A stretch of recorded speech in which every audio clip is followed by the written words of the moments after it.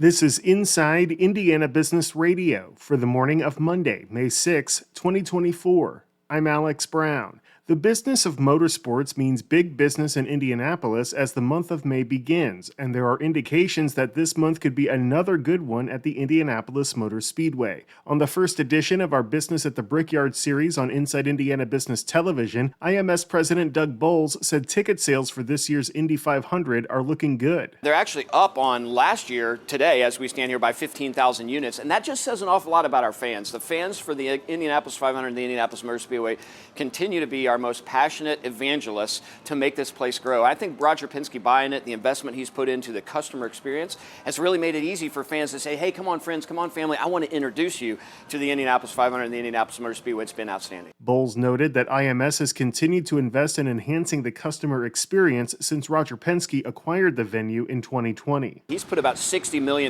in the facility since he's purchased it, most of which is in the customer experience. So this year, if you're a GA customer, you sit on one of our spectator mounts, new video boards there. We've got a new concession partner. We're going to invest in some new concession areas. We've got a new kitchen in our quarterback club, our home and terrace club. That's something that Roger's really allowed us to do. And then just all the little things that make the customer experience better. The Sancio Grand Prix on the IMS road course takes place this weekend, with opening day for the Indy 500 activities set for May 14th, which will include the first Indy 500 practice.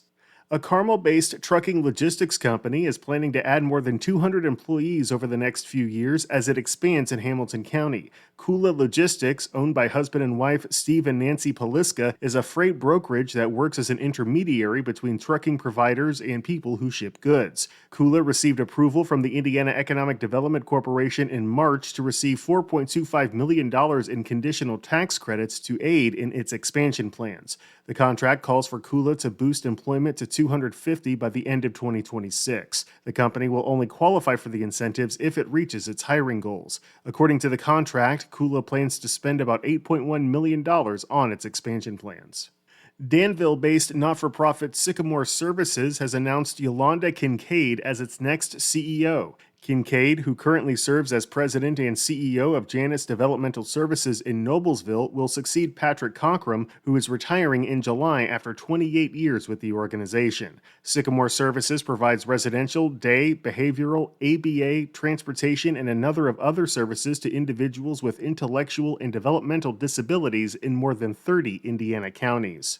From the number one source for Indiana business news, this is Inside Indiana Business Radio. IBJ Media, Inside Indiana Business, and the Indiana Economic Development Corporation invite you to the Engage Indiana series, presented by CareSource, Indiana University, and Old National Bank. With an unrelenting focus on growing Indiana's economy, we'll dive into each region's unique challenges and distinct opportunities for growth. 9 regions, 1 goal. Indiana's bold future starts here. Discover more and register at ibj.com/engage. The Ball State University Board of Trustees on Friday made several moves related to 2 future facilities on the Muncie campus during its final meeting of the academic year. The board approved a $7.8 million construction budget for the future Eric Foss Championship Performance Center. The 10,000 square foot strength and conditioning facility will be adjacent to Worthen Arena and the Dr. Don Shondell Practice Center. Construction on the facility is expected to begin in February 2025 and be complete by late 2025 or early 2026. The board also approved the naming of the Rhonda Newport Caspar Stage and the Timothy M. Andrews Monumental Stair inside the planned $60 million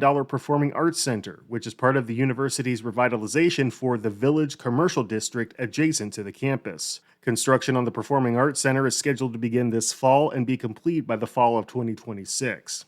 Indiana University Health's Adrian Sims has won the Indiana Chamber of Commerce's 2024 Ogletree Deacons Human Resources Professional of the Year Award, the Chamber announced last week. Sims serves as the health system's Senior Vice President and Chief Human Resources Officer. The award honors HR professionals who make significant contributions to their workplace, as well as follow best practices, are organizationally effective, and support their company's direction.